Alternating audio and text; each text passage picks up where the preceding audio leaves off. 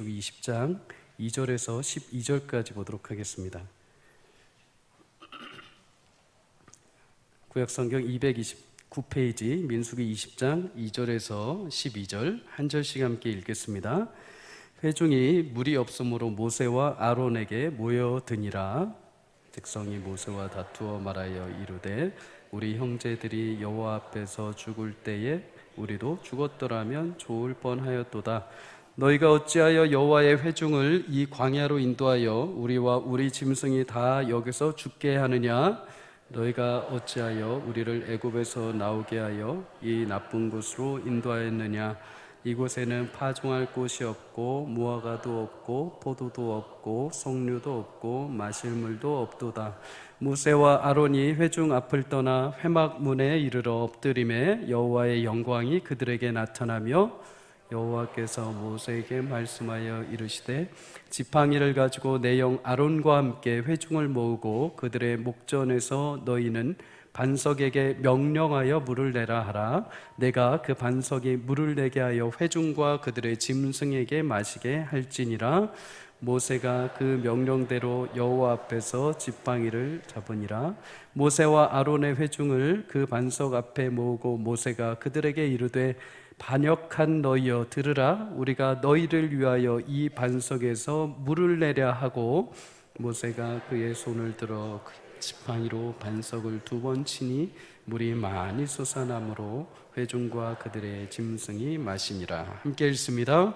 여호와께서 모세와 아론에게 이르시되 너희가 나를 믿지 아니하고 이스라엘 자손의 목전에서 내 거룩함을 나타내지 아니한 고로 너희는 이 회중을 내가 그들에게 준 땅으로 인도하여 드리지 못하리라 하시니라. 아멘. 아멘.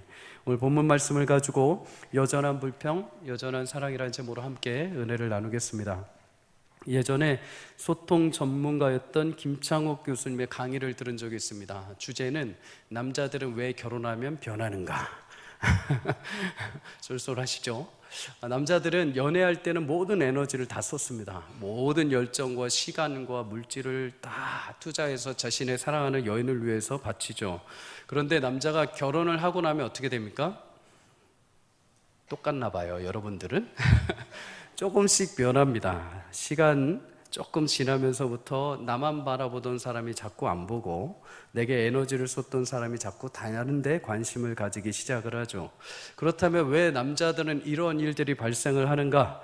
연애 초 남성들은 여성을 만나게 되면, 매력적인 여성을 만나게 되면 뇌에서 도파민이라는 물질이 생성이 된다고 합니다. 도파민은 뇌에서 가장 중요한 신경 전달 물질이죠. 우리의 기분 또는 유쾌함, 행복함, 즐거움을 증폭시켜서 집중하게 만드는 물질입니다. 온 힘을 다해서 거기에 내가 몰입하게 만드는 거죠. 그래서 옛말에 우리가 흔히 사랑에 빠지면 눈에 뭐가 씌운다고 합니까? 콩깍지가 씌우죠. 그래서 그런 겁니다. 아무리 주변에서 뜯어 말려도 안 됐습니다. 오직 내 몰입은 지금 이 여인입니다. 그 도파민 때문에 그렇게 몰입이 되는 것이죠. 그래서 연애 초에 남자들이 자신의 집과 애인의 집이 편도 2시간, 왕복 4시간 해도 거뜬히 거기를 왔다 갔다 할 수 있는 이유는 힘들지 않고 곤비치 않고 독수리가 날개쳐 올라가는 것처럼 힘을 얻을 수 있는 이유는 도파민 때문입니다. 그런데 이 도파민의 문제가 뭐냐면 시간이 지나면 이게 자연적으로 이제 안 나온다는 겁니다. 그러다 보니까 예전엔 애정을 쏟고 좋은 말을 했던 남자가 시간이 지나면서 자꾸만 논리적이 되고 자꾸만 딱딱하게 되고 예전의 유머도 사라지고 자꾸 다른 사람처럼 느껴진다는 거죠. 그래서 많은 커플들이 이 기간 때문에 많이 싸우고 헤어지기도 한답니다. 그러니 사랑하는 여자 성도님들, 남편이 무뚝뚝하다고 하여서 사랑이 변한 것이 아닙니다. 예전 그대로이지만 뭐가 문제입니까? 도파민이 사라진 겁니다. 그럼에도 목사님, 저희 남편은 아직도 저를 보면 심장이 벌렁벌렁한데요. 지금도 저를 보면 설레인데요. 이런 분들은 도파민이 문제가 아닙니다. 빨리 병원 가셔야 됩니다. 심장질환입니다. 심장이 이상이 있는 겁니다. 그러니까 빨리 가까운 병원에 가십시오. 사람은 변하게 되어 있습니다. 상황과 기분과 심지어 육체의 호르몬에 따라서 우리의 심정이 변하게 되죠. 그만큼 인간은 불완전한 존재입니다. 완벽할 수가 없죠. 아무리 약속을 하고 아무리 미래를 준비하고 아무리 우리가 무엇인가를 거뜬하게 준비한다 하더라도 내 자체가 불완전하기 때문에 흔들릴 수밖에 없습니다. 그런데 신명기 18장 13절에 너희는 여호와 앞에서 완전하라 라고 말합니다. 흠이 없고 허물도 없고 비난할 것도 없이 완전하라. 왜? 하나님은 거룩한 분이시기 때문이다. 하나님은 완전한 분이시기 때문입니다. 근데 이게 참 불합리하죠. 우리는 불완전한데요, 우리는 뭘 해도 두려움 가운데, 염려 가운데 살아가는데 어떻게 하나님 앞에 완전할 수 있는가? 방법은 딱 하나입니다. 완전한 진리로 흔들리지 않으시는 하나님을 붙들 때 우리는 완전하게 되는 줄 믿습니다. 내 안에 분명한 확신과 소망이 되시는, 견고한 반석이 되시는 예수님을 붙들고 살아갈 때 우리의 연약한 모습들은 제하시고 하나님께서 온전한 모습으로 우리를 기쁘게 흠양하시는 줄 믿습니다. 그래서 히브리서 13장 8절은 말하죠. 다 함께 읽습니다. 시작. 예수 그리스도는 어제나 오늘이나 영원토록 동일하시니라. 아멘. 예수님은 어제도 오늘도 내일도 영원히 동일하신 분입니다. 동일하신 분, 영원하신 변치 않으시는 예수님 붙들 때 불완전한 우리는 완전하게 되는 것입니다. 사랑하는 성도님들, 오늘도 그 성취하심, 완전을 위하여 우리를 붙들고 계시는 예수님을 신뢰함으로 나의 방패요 요새 되시는 주님과 함께 여러분 담대하게 흔들리지 말고 불안해하지 말고 믿음의 담력을 얻어 주와 함께 여러분의 주어진 삶의 현실을 믿음으로 살아낼 수 있기를 주의 이름으로 축복합니다. 그런데 죄의 본성이 가득한 이 인간, 결코 변하지 않는 것이 한 가지가 있습니다. 다른 것은 다 변하는데 여전히 변하지 않는 것, 그것은 원망하고 불평하는 우리의 죄의 특성입니다. 좀 더 엄밀히 말하면 핑계를 대는 것이죠. 창세기에 보면 아담과 하와가 최초로 죄를 범하게 됩니다. 그때 동산 나무 뒤에 숨은 아담에게 하나님이 찾아오시죠. 어디 있느냐 아담아. 그럴 때 아담이 가장 먼저 하나님 앞에 얘기했던 게 이겁니다. 창세기 3장 12절에 하나님이 주셔서 나와 함께 있게 하신 여자, 그가 그 나무 열매를 내게 줌으로 내가 먹었습니다. 치사하죠. 그냥 자기가 먹었다고 하지 아내 핑계를 댑니다. 자신의 죄 또한 스스로가 감당할 수 없는 겁니다.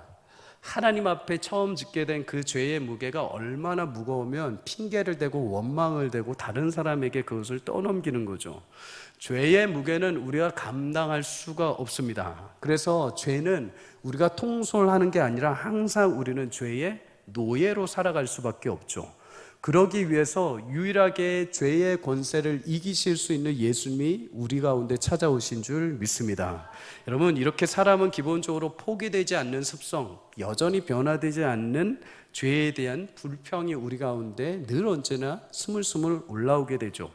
그렇다면 여전히 우리는 불평을 하는데 그런 우리를 향해서 하나님은 어떻게 대해 주시는가?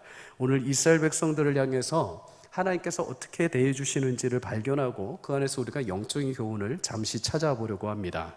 본문 1절에 보면 이스라엘 백성들이 광야 생활한 지 40년째 되는 해 1월 신광야에 속한 가데스라는 곳에 도착을 하게 되죠.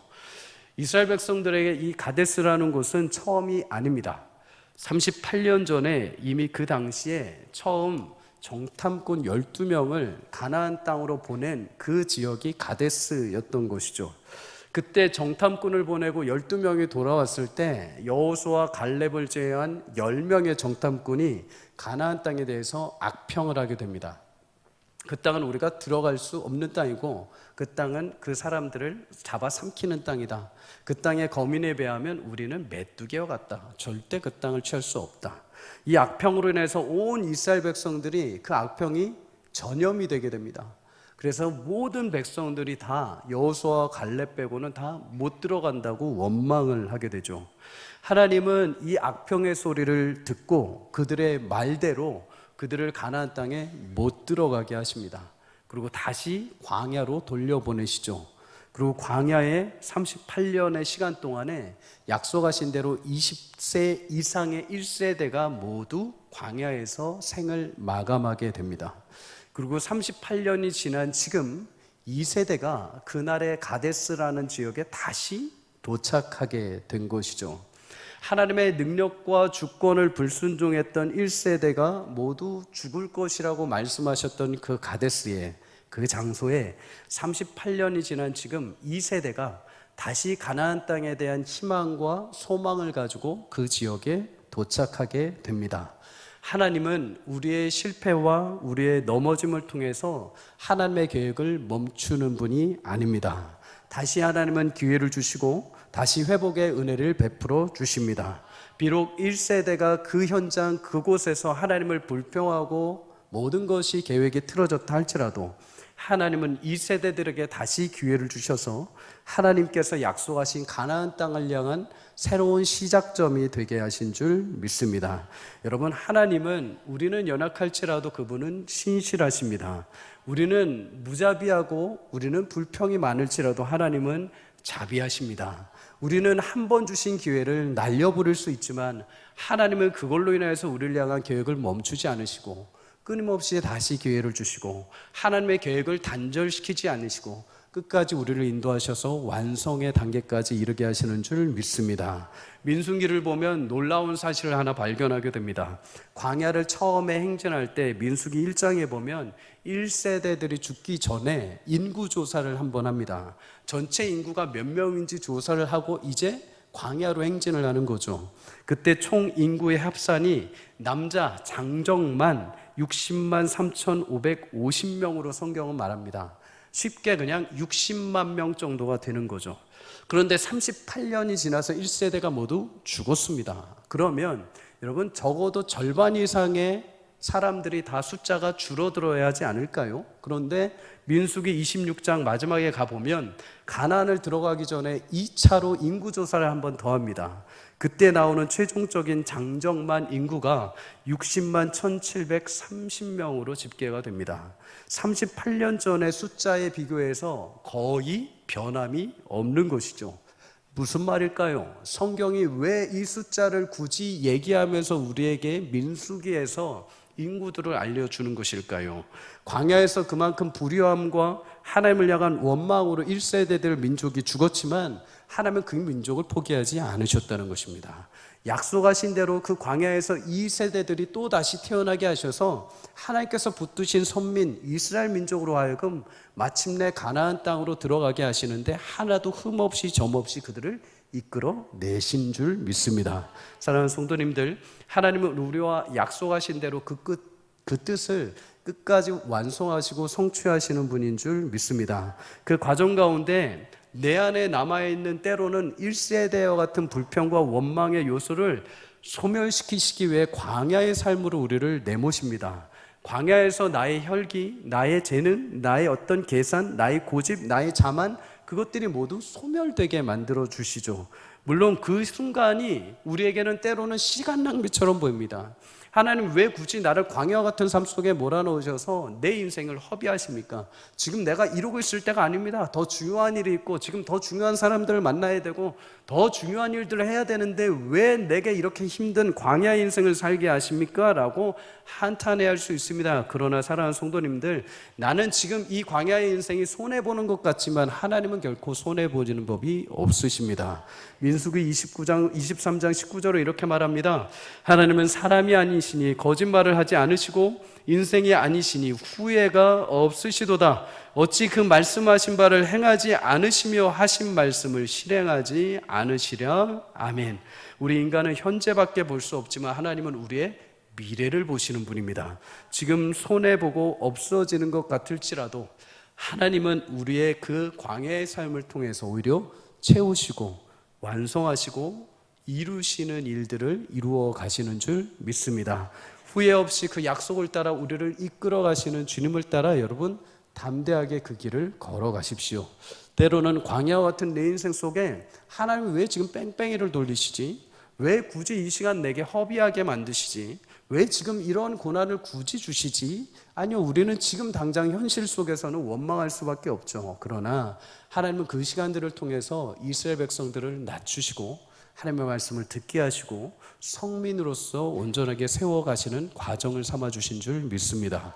인생의 누구나 성도는 광야 학교를 반드시 지나게 되어 있습니다. 내가 싫어서 피할 수 있는 길이 아닙니다. 가데스라는 장소, 그 당시에 불순종하고 피했지만은 하나님의 이스라엘 백성들을 다시 그곳에 불러 세우십니다. 이곳을 반드시 지나가게 하시는 거죠. 우리 가운데는 하나님이 약속하신 반드시 지나가야 하는 시기가 있습니다. 지나가게 하시는 때가 있고 지나가야 하는 일들이 있고 마땅히 이것을 감당해야 될 순간들이 있습니다. 성도님들, 그것을 회피하지 마십시오. 결국에는 내가 짊어져야 될 것이고 내가 지나가야 될 길입니다. 그러나 하나님은 그 광야 시간 동안 우리를 홀로 두지 않으시고 그 일들을 통해서 온전하게 우리를 더 성숙시키시고 완성해 가시는 줄 믿습니다. 그렇게 주신 자리에서 여러분 담대하게 그 길을 걸어 하나님께서 예배하신 풍성한 은혜를 누리며 살아갈 수 있기를 주 여러분을 축복합니다. 38년 만에 가데스에 도착하게 된 이 세대들, 그들은 오늘 본문에 보면 그럼에도 여전히 원망하고 불평하는 모습을 보게 되죠. 가데스에 물이 없다 하면서 원망을 합니다. 오늘 본문 4절, 5절 우리 함께 잠시 읽겠습니다. 시작. 너희가 어찌하여 여호와의 회중을 이 광야로 인도하여 너희가 어찌하여 우리를 애굽에서 나오게 하여 이 나쁜 곳으로 인도하였느냐? 이곳에는 파종할 곳이 없고 무화과도 없고 포도도 없고 석류도 없고 마실 물도 없도다. 아멘. 광야는 물이 없는 곳입니다. 분명 육체적으로 한계가 있는 곳이죠. 그런데 이들은 물이 없다는 이유로 과거 1세대 자신의 선조들이 했던 모습을 그대로 닮아서 똑같이 모세와 아론에게 원망을 합니다. 그런데 우리가 여기서 한 가지 교훈을 얻게 되죠. 여러분, 불평을 넘어서기 위해서 성도는 하나님의 비전을 볼 줄 알아야 됩니다. 이 세대는 지금 광야 생활 마지막 40년째, 이제 광야에서 가나안을 들어가기 직전 앞에 서 있습니다. 그런데 이들은 여전히 무엇에 갇혀 있냐? 현실에 갇혀 있습니다. 눈에 보이는 광야에 갇혀 있죠. 4절에 보면 이렇게 말합니다. 광야로 인도하여. 광야, 여기서 죽게 하느냐? 5절에 말하죠. 이 나쁜 곳, 이곳은 파종할 곳도 없다. 계속 이들은 자신들이 머물고 있는 광야, 가데스, 이 현실을 따져 묻습니다. 그리고 그 현실에서 우리는 마실 물도 없고 파종할 곳도 없고 무화과도 없고 포도도 없고 석류도 없다고 계속 한탄을 하죠. 그런데 이 세대들이 한 가지 간과한 것이 있습니다. 여러분, 광야는 힘든 곳입니다. 어렵고 눈물 나는 곳이죠. 정말 아무것도 없습니다. 그곳은 파종할 장소도 아니고 무화과를 기대할 곳도 아니고 포도를 기대할 곳도 아니고 석류가 나는 곳도 아닙니다. 당연히 광야인이 물도 없죠. 장정만 60명, 총 합해서 200만이라는 거대한 민족이 살아가기에는 턱없이 부족한 곳입니다. 그런데 하나님이 이스라엘 백성에게 비전으로 주신 곳은, 약속하신 땅은 광야가 아니고 가데스가 아닙니다. 그들에게 최종적으로 목적하시고 주시기로 하신 땅은 젖과 꿀이 흐르는 가나안 땅인 것이죠. 그런데 이들은 그 비전의 땅을 붙들지 않고 지금 현실 속에 머무는 이 가데스 광야에서 머물러서 그 고통을 참지 못하고 원망하고 있는 것입니다. 심지어 파종할 곳도 없고 무화과도 없고 포도도 없고 석류도 없고 물도 없다고 합니다. 없고 없다. 사람들은 참 희한하죠. 없는 것은 기가 막히게 찾아냅니다. 없는 것, 내게 없는 것은 정말 투시력을 가지더라도 확 찾아냅니다. 아침에 일어나서 내게 없는 것 바로 찾아냅니다. 그것이 어찌 보면 죄악 가운데 있는 우리에게 주신 어쩌면 안타까운 은사일지도 모르겠습니다. 주신 것, 있는 것은 감사하지 않고 없는 것만 참 신기하게 골라가지고 그것만 원망을 합니다. 사실 이스라엘 백성들 2세대는 그들 분명히 알고 있었습니다. 뭐를요? 38년 동안 그들의 옷이 해지지 않은 이유를 알고 있었습니다. 광야에서 그 위험한 들짐승과 곤충과 정갈과 뱀들이 그들을 물지 않은 이유 분명히 알고 있었습니다. 마실 물도 없고 먹을 것도 없고 고기도 없을 때 어떻게 그들에게 마시고 먹이고 먹었는지를 그들 분명히 알고 있었습니다. 밤에 영하로 내려가는 추운 날씨 어떻게 따스하게 살고 있었는지 그들 알고 있었습니다. 낮에 뜨거운 태양이 그들을 비칠 때 무엇이 그들을 가려줬는지 그들은 알고 있었습니다. 무엇 때문이었습니까? 하나님이 동행하심이었습니다. 하나님이 그들을 먹이시고 그들을 입히시고 그들을 가려주시고 그들을 살게 하신 것 그들은 알고 있었습니다. 그럼에도 불구하고 그들의 입에서는 없고 없다, 아무것도 없다 하면서 현실 속에 갇혀서 비전은 보지 못한 채 그냥 그곳에 안주하고 원망해 버린 것이죠. 사랑하는 성도님들, 성도의 최종 목적지는 하나님이 약속하신 비전의 땅은 우리의 본향인 하나님 나라인 줄 믿습니다. 그곳을 향해 우리는 지금도 믿음의 군대가 되어서 광야라는 현실을 매일같이 행진해 가는 것이죠. 이 세상의 삶은 그곳을 위해서 잠시 머무는 곳입니다. 우리가 최종적으로 꽃을 피우고 영원한 생수를 마시는 곳은 하나님 나라가 되는 줄 믿습니다. 그럼에도 하나님은 광야와 같은 이 땅을 살아가는 성도들을 외면하지 않으십니다. 그의 백성들의 목자가 되어주셔서 밤낮 그의 불기둥과 구름기둥으로 인도하시고 거처를 예비하시고 풍족하게 우리 삶을 채우시고 인도하시는 목자 되시는 줄 믿습니다. 시편 107편에 보면 이스라엘 백성이 광야 사막길에서 방황하고 목이 말라 피곤할 때를 상기시켜 줍니다. 그들은 근심 중에 여호와께 부르짖고 여호와를 찾고 여호와께 고통에서 건져달라고 간절히 구합니다. 그때 하나님은 나타나셔서 그들을 건져주시고 바른 길로 인도하셨죠. 시편 기자는 그때 이렇게 고백을 합니다. 시편 107편 8절에서 9절입니다. 다 함께 읽습니다. 여호와의 인자하심과 인생에 행하신 기적으로 말미암아 그를 찬송할지로다. 그가 사모하는 영혼에게 만족을 주시며 줄인 영혼에게 좋은 것으로 채워주심이로다. 아멘. 성도님들, 광야와 같은 인생일지라도 하나님은 그 비전을 위해서 백성들의 외침과 부르짖음을 외면하지 아니하시고 우리에게 합당한 것으로 채워주시는 분인 줄 믿습니다. 주의 길을 걸어가는데 영원한 본향을 향해 갈 때 우리 가운데 처절한 광야의 삶을 살지라도 하나님은 우리를 외면하지 아니하시고 구름기둥과 불기둥으로 우리와 늘 함께 동행하시는 줄 믿습니다. 삶의 처소에서 하나님을 향해서 부르짖을 때마다 그 신음소리 하나님께서 외면하지 아니하시고 응답하시고 영혼의 좋은 곳으로 채워주시는 줄 믿습니다. 이제는 우리는 바꿔야 합니다. 내게 없다 현실의 것을 찾고 원망하는 것이 아니라 하나님 나라의 비전을 보면서 내겐 하나님 나라의 소망이 있다, 내겐 하나님 나라의 생명이 있다, 내겐 하나님 나라의 약속이 있다 하면서 우리는 우리에게 주신 약속에 대해서 감사함으로 이 땅을 살아가야 되는 줄 믿습니다. 그렇게 현실을 바라보는 것이 아니라 하나님의 비전을 바라보며 주와 함께 동행하시는 채우시는 은혜를 여러분 매 순간 경험할 수 있기를 주의 이름으로 축복합니다. 세상 사람들과 그리스도인들 똑같은 삶을 살아갑니다.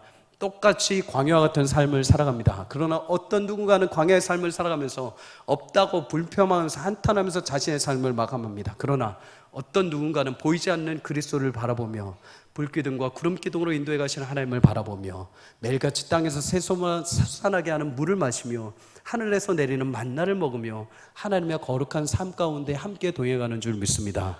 그것이 저와 여러분의 광야 인생이 되기를 주의 이름으로 축복합니다. 이스라엘 백성들의 불평 가운데 원망 가운데 하나님은 모세에게 이렇게 명령을 하십니다. 오늘 8절 함께 읽습니다. 시작.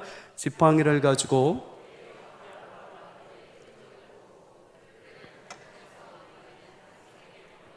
물을 내라 하라. 내가 그 반석이 물을 내게 하여 회중과 그들의 짐승에게 마시게 할지니라. 아멘. 이스라엘 2세대가 원망하는데 하나님이 그들에게 징계하지 않으십니다. 어찌된 일인지 어떤 특별한 조치를 취하지 않으시고 그냥 그 부르짖음에 응답하셔서 물을 내주어라 라고 말씀을 하죠. 간혹 우리는 하나님을 너무 매몰차게 또 매정한 분으로 오해할 때가 있습니다. 구약의 하나님을 바라보면 더더욱 그렇죠. 툭하면 때리시는 것 같고 툭하면 죽이시는 것 같고 툭하면 징계하시는 것 같습니다. 그런데 하나님은 자신의 감정이나 기분이나 상함으로 우리 가운데 대하시는 분이 아닙니다. 하나님은 그의 약속하신 말씀을 따라 그의 성도들을 인도해 가시는 줄 믿습니다. 하나님은 그 자신이 약속하신 사랑의 말씀을 성취하시기 위해 자신의 사랑하는 독생자 예수를 이 땅에 보내시고 십자가 위까지 올리신 분이십니다. 그 말씀, 자신이 행하신 그 말씀을 철저하게 이루시는 거죠. 여러분, 그 정도로 신이 자신이 한 말을 이루신다고 한다면 여러분, 우리 또한 하나님이 하신 그 말씀을 따라 신뢰하며 살아가야 되는 은혜가 있어야 되는 것입니다. 그럼에도 하나님은 우리 가운데 연약함을 아십니다. 하나님은 신실하게 그의 말씀을 지키시지만 우리는 때로 그 말씀을 못 쫓아갈 때가 있죠. 때로는 하나님의 그 연단과 시험 앞에 우리가 자괴하고 넘어질 때가 있습니다. 그럼에도 하나님은 우리에게 니네 왜 그것밖에 못해? 니네 왜 그렇게 넘어져? 이러지 않으시고 우리의 연약함을 아시고 그 모든 시험 가운데서 우리를 건지시고 피할 길을 내주시는 분인 줄 믿습니다. 고린도전서 10장 13절은 이렇게 말하죠. 사람이 감당할 시험 밖에는 너희가 당한 것이 없나니 오직 하나님은 미쁘사 너희가 감당하지 못할 시험 당함을 허락하지 아니하시고 함께 있습니다. 시험 당할 즈음에 또한 피할 길을 내사 너희로 능히 감당하게 하시느니라. 아멘. 하나님이 주시는 시련들은 성도를 죽이는 데 목적이 있지 않습니다. 살리기 위해, 그를 더 온전케 하시기 위해 우리에게 시험을 주시죠. 때로는 주님이 주시는 그 시험, 하나님 더 이상 감당할 수 없습니다라고 한계치에 이를 때에 하나님은 왜 그것밖에 못해가 아니라 그 순간 피할 길을 내주십니다. 감당할 수 있는 힘을 주시는 것이죠. 이 세대 백성들에게도 마찬가지입니다. 물이 없습니다, 하나님 힘듭니다라고 했을 때 막무가내로 니네 그거 못 참어? 물 좀 없다고 그렇게 불평해가 아니라 그들에게 생명의 물을 터뜨려 주십니다. 하나님, 특별히 우리 인생들에게 베풀으시는 하나님의 은혜가 그렇게 차고 넘치게 부어주십니다. 세대가 지나도 여전히 이스라엘 백성들은 원망하죠. 그런데 하나님은 세대가 바뀌어도 여전히 하나님의 사랑, 그 인자를 베풀어 주십니다. 그 은혜를 영원히 변치 않습니다. 오늘도 여러분과 저에게도 그 은혜가 여전히 흐르고 있는 줄 믿으시길 주의 이름으로 축복합니다. 하나님은 모세에게 하나님의 권능의 상징인 지팡이를 붙잡고 반석에게 물을 내라고 명령하십니다. 당시 200만 명 더하기 가축들까지 물을 마셔야 한다면 그냥 쫄쫄쫄쫄 흐르는 물 정도로는 안 됩니다. 정말 강같이 폭포수 같은 물이 터져 나와야, 흘러나서 개천과 같이 흘러야 200만 명이 좌우에서 짐승들까지도 물을 마실 수가 있게 되겠죠. 모세가 하나님 말씀에 순종하기만 하면, 이제 반석에서 물을 내라라고 명령만 하면 해결이 됩니다. 그런데 모세가 10절에 이렇게 말을 하죠. 반역한 너희여, 너희를 위해 이 반석에서 물을 내랴. 뉘앙스가 약간 이상합니다. 그죠? 원어로 이것을 다시 보자면 이렇다고 볼 수 있습니다. 너희를 위해, 반역한 너희여, 너희를 위해 이 바위에서 물을 나오게 해주면 되겠느냐 하면서 화를 낸 것입니다. 감정이 섞여 버린 것이죠. 그리고 이 지팡이, 하나님의 지팡이를 잡고 어떻게 합니까? 반석을 2번 내리치게 됩니다. 분명 모세가 분노의 감정을 담아서 반석을 내리치며 이스라엘 백성들을 향해서 이 패역하고 반역한 백성들이 하면서 험한 말을 하게 됩니다. 하나님이 모세의 이 행동을 보시면서 뭐라고 답을 하셨을까요? 오늘 12절에 이렇게 말씀하죠. 다 함께 읽습니다. 시작. 여호와께서 모세와 아론에게 이르시되 너희가 나를 믿지 아니하고 이스라엘 자손의 목전에서 내 거룩함을 나타내지 아니한 고로 너희는 이 회중일 내가 그들에게 준 땅으로 인도하여 드리지 못하리라 하시니라. 아멘. 모세는 반석을 향해서 물을 터뜨리라고 명령만 하면 됐습니다.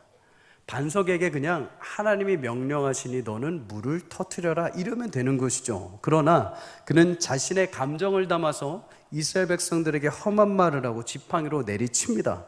왜 반석을 2번 쳤는가? 출애굽기 17장에 보면 이미 1세대가 살아있을 때 르비딤이라는 지역에서 물이 없을 때 똑같이 하나님께 원망합니다.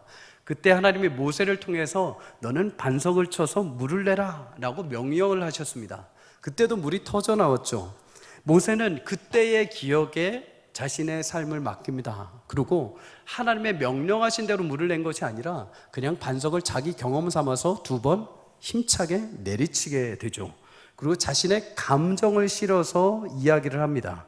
이 내용이 담긴 시편 106편 33절은 이렇게 말합니다. 이는 그들이 그의 뜻을 거역함으로 말미암아 모세가 그의 입술로 망령되이 말하였다. 모세가 기분이 상해서 그의 입술을 함부로 말았다라는 것입니다. 말해선 안 될 저주의 말들, 말해선 안 된 심한 말을 갖다가 이스라엘 백성들에게 한 것이죠. 사실 하나님은 이스라엘을 끔찍하게도 사랑하십니다. 하나님의 백성들을 끔찍하게 사랑하십니다. 2세대들 앞에 하나님은 여전히 자신이 하나님의 거룩하신 분으로 포기하지 않으시는 것을 보여주고 싶으셨습니다. 모세가 명령했을 때 반석에서 물이 터져 나오는 것, 무생물이었던 돌덩어리에서 반석 자체에서 생명을 살리는 물이 터트려 나와서 내가 너희를 이 정도 사랑한다, 너희의 광야에서 부르짖음에 내가 이렇게 응답한다라는 것을 보여주고 싶으셨던 것이죠. 그리고 가나안 땅에 너희가 들어가서 나 거룩한 여호와를 그렇게 신뢰하면서 믿고 살아라 라고 하나님은 알려주고 싶으셨습니다. 그런데 모세가 중간에서 그 믿음을 저버리게 만든 것이죠. 그거를 깨뜨려 버린 것입니다. 결국 이 일로 모세와 아론은 가나안 땅에 들어가지 못한다고 하나님께서 최종적으로 말씀을 하십니다. 여러분, 이 장면을 보면 사실 어떤 생각이 드십니까? 어려서부터 저는 지금까지도 이 장면을 읽으면 읽을수록 모세가 참 억울하겠다라는 생각밖에 안 듭니다. 40년 동안 모세가 한 일이라곤 범죄하고 원망하는 이스라엘 백성들, 그들을 향해서 끊임없이 채찍질하고 그들을 다시 하나님의 길로 인도해 가시는 하나님, 그 사이에서 늘 중재하는 일만 했습니다. 이들이 범죄하면 하나님 앞에 죄를 용서 구하고 하나님께서 용서해 주시고, 또 원망하면 또 중간에서 또 용서 기도를 구하고 하나님이 용서해 주시고, 항상 이것을 40년 동안 해왔습니다. 그런데 잘 해오다가 마지막 한 번 반석을 치면서 감정적인 불순종을 했다 하여 가나안에 못 들어간다는 건 조금 억울한 일이지 않겠습니까? 그런데 성경학자들마다 이 해석이 조금 다릅니다. 어떤 사람은 1절에서 미리암이 죽어서 마음이 상심해 있는 상태에서 이스라엘 백성들이 원망해서 감정적으로 대응했다라기도 합니다. 어떤 사람들은 1세대는 이미 하나님께서 모두 죽기로 명하셨기에 모세와 아론과 미리암 모두 다 당연히 가나안 땅 전에 죽어야 된다라고 해석을 합니다. 어떤 이들은 모세는 율법의 모형이기에 가나안 땅은 은혜의 땅이기 때문에 이 광야에서 그 모든 율법의 상징이었던 모세가 죽어야 됐다라고 해석을 합니다. 저는 이 세 가지 다 맞다고 생각을 합니다. 다만 모세를 통해서 우리가 온 성도가 하나 깨달을 수 있는 교훈이 하나 있습니다. 그것은 무엇이냐? 여러분, 계속되는 불평에 넘어지지 않기 위해서는 끝까지 하나님만 바라봐야 되는 줄 믿습니다. 하나님은 모세의 행동에 대해서 야, 네가 쟤네 때문에 가슴이 아파서 그랬구나, 야, 너 정말 힘든 순간이었는데 쟤네 때문에 마음이 상심해서 그렇게 바위를 쳤구나 하면서 넘어가지 않으십니다. 사람들로 인해서 어떤 일이 발생했건 어떤 상황이 되었던 그 믿음의 행동에 대해서 그에게 책임을 물으십니다. 하나님, 저 이런 상황 때문에 교회 안 나갈 거예요. 하나님, 저 사람 때문에 교회 못 다니겠어요. 하나님, 요즘 교회들이 정말 이래서 저 이제 더 이상 신앙생활 안 할 거예요 했다 해도 하나님은 마지막 그 순간 끝에 자신의 책임, 신앙의 책임을 그 사람에게 묻는다는 것이죠. 제가 요즘에 종종 안타까운 얘기를 듣습니다. 조심스럽지만 가족이나 친지 가운데 교회에서 상처받아서 더 이상 교회를 안 나오시는 분들이 계시다는 얘기들을 듣습니다. 물론 성도가 연약하기에 서로에게 미성숙하기에 상처를 주고받을 수 있습니다.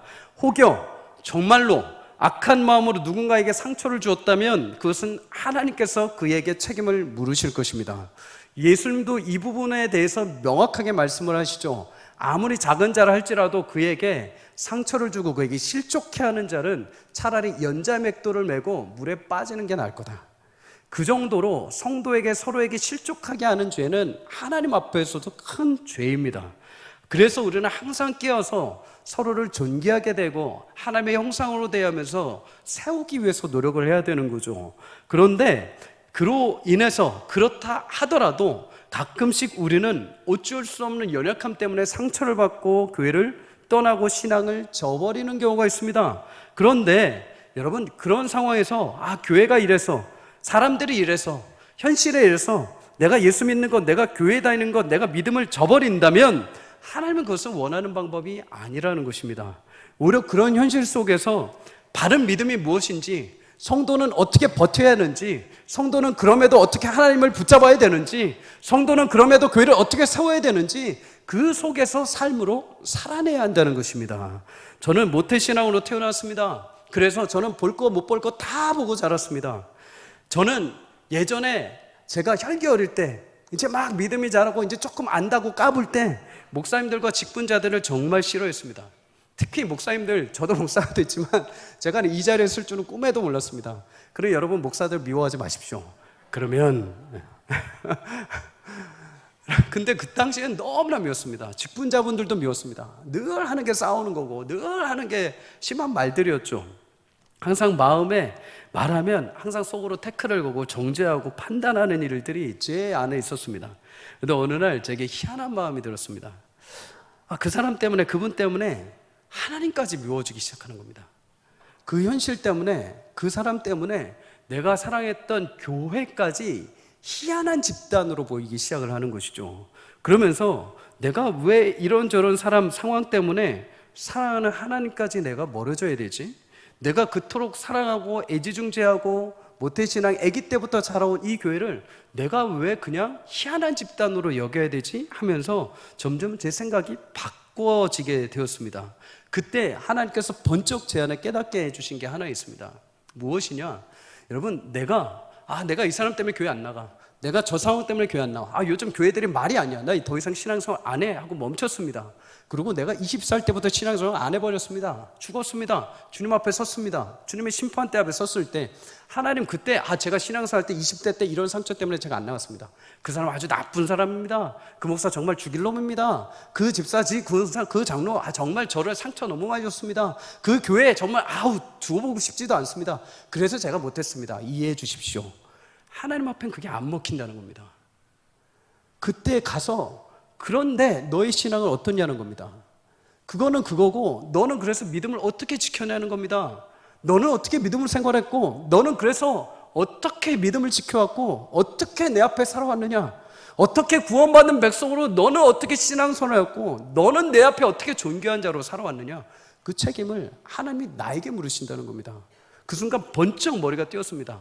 핑계대고 원망해서 하나님 앞에 간다 한들 그것은 내 손해라는 것이죠. 하나님 앞에 모든 상황과 환경과 여러 가지 일들 속에서도 믿음을 잃지 않고 그저 하나님 앞에 살아내는 것, 그것이 우리에게 참된 성도로서 주신 지혜인 것입니다.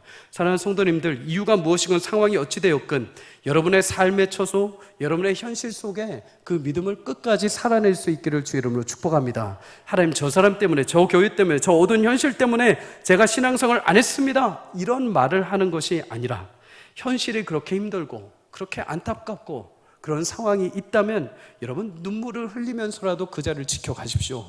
성도는 이렇게 살아야 돼 하면서 여러분이 그 삶을 살아내십시오. 교회는 이뤄야 돼 하면서 교회를 여러분 세워가십시오. 그럴 때 하나님이 눈물로 씨를 뿌리며 성도의 삶을 끝까지 지켜내는 성도의 삶을 기쁨의 단을 걷게 하실 줄 믿습니다. 믿음이 무엇인지, 성도의 삶이 무엇인지 여러분의 그 현장에서 삶으로 살아내 주십시오. 여러분, 노아는 120년 동안 산 중턱에서 방주를 짓고 살았습니다. 말이 120년이지 아마 주변의 사람들이 비도 안 오는데 맨날 산 중턱에서 나무를 가지고 패다가 방주 만드는 노아를 보면서 미친놈 소리를 했을 겁니다. 그 상황에서 노아가 하나님, 저 사람들 때문에 더 못합니다. 하나님, 저 맨날 이제 더 이상 미친놈 소리 듣고 싶지 않습니다. 저 못 해먹겠습니다. 힘듭니다 하고서 그 자리에 멈추지 않았습니다. 오직 그는 한결같이 하나님을 바라봅니다. 하나님의 약속을 바라봅니다. 끝까지 버팁니다. 그게 그에게는 광야였을지 모르겠습니다. 120년이란 치열한 광야의 삶을 그는 삽니다. 그리고 마침내 홍수가 일었을 때 그가 하나님의 약속대로 지은 방주에 온 가족이 구원을 받게 됩니다. 그리고 물이 다 거치고 새로운 약속의 땅에 방주가 거했을 때 그는 이제 새로운 조상으로 이 땅에 하나님의 자녀의 새로운 시작으로 그를 하나님께서 세워주신 줄 믿습니다. 여러분, 오늘 본문에 모세도 분명 실수했습니다. 더 참고 자신의 믿음의 길을 끝까지 완주했어야죠. 잠깐의 실수, 그 책임을 하나님은 물으십니다. 그런데 그 가운데서도 우리는 하나님의 은혜를 발견할 수 있습니다. 무엇일까요? 분명 모세의 방법은 오류가 있었습니다. 하지만 그런 잘못된 방법이라도 하나님은 그 속에서도 약속하신 대로 바위에서 샘이 터지게 하신 줄 믿습니다. 계획과 실천에 있어서 오류가 있었습니다. 모세가 먼저 앞장서 버렸죠. 하나님의 뜻하신 바가 아닙니다. 그런데 하나님은 하나님의 계획에 따라, 약속하심에 따라 모세의 잘못된 결정이고 실행이었음에도 불구하고 그곳에 하나님은 긍휼과 자비를 잊지 않으시고 하나님의 샘을 터지게 하셔서 이스라엘 2세대 모든 이에게 생수의 강의 은혜를 맛보게 하신 줄 믿습니다. 우리 모두도 연약하고 부족합니다. 하나님 앞에 오류투성이죠. 그럼에도 하나님은 하나님의 사랑에 변함없으신 은총으로 우리의 삶을 이끌어 가시는 줄 믿습니다. 그 은혜 준표가 무엇일까요? 고린도전서 10장 4절은 이 시대 광야의 길을 걷는 우리에게 이렇게 고백을 합니다. 시작. 다 같은 신령한 음료를 마셨으니 이는 그들을 따르는 신령한 반석으로부터 마셨음에 그 반석은 곧 그리스도시라. 아멘. 성도님들, 우리의 실수가 부족함, 우리의 연약함이 있을지라도 하나님의 영원한 반석이신 예수님을 통해 우리 가운데 생수의 은혜를 주신 줄 믿습니다. 예수님이 우리 가운데 있는 모든 자들, 하나님은 그들의 실수와 연약함과 부족함 통해서도 하나님의 일들을 멈추지 않으시고 완성해 가시는 줄 믿습니다. 최근 기독교 신문, 기독신문에서 읽었던 칼럼이 있습니다. 자주 예화에 등장했던 내용 중에 하나죠. 미국 어느 대학 강의실의 교수가 20달러짜리 지폐를 손에 들고 학생들에게 묻습니다. 갖고 싶은 사람. 모두가 다 웃으면서 제가 가질게요 라고 얘기를 합니다. 이때 이 교수가 이 돈을 마구 꾸깁니다. 자, 손을 핍니다. 그래도 갖고 싶은 사람, 역시 학생들이 제가 갖고 싶어요 하면서 손을 듭니다. 이번에는 이 교수가 그 꾸겼던 돈을 바닥에 던집니다. 그리고 구두로 막 밟습니다. 그리고 찢겨지기 직전에 있는 돈을 들고 묻습니다. 이거 갖고 싶은 사람. 학생들은 여전히 제가 갖겠다고 이야기를 하죠. 그러면서 교수가 그때 이렇게 말을 합니다. 20달러짜리 지폐가 구겨지거나 발로 밟혀도 그 가치는 변하지 않습니다.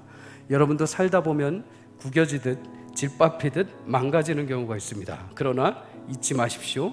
20달러 지폐는 구겨지고 밟힌다 해도 그 가치가 변치 않듯 여러분의 가치는 여전할 것입니다.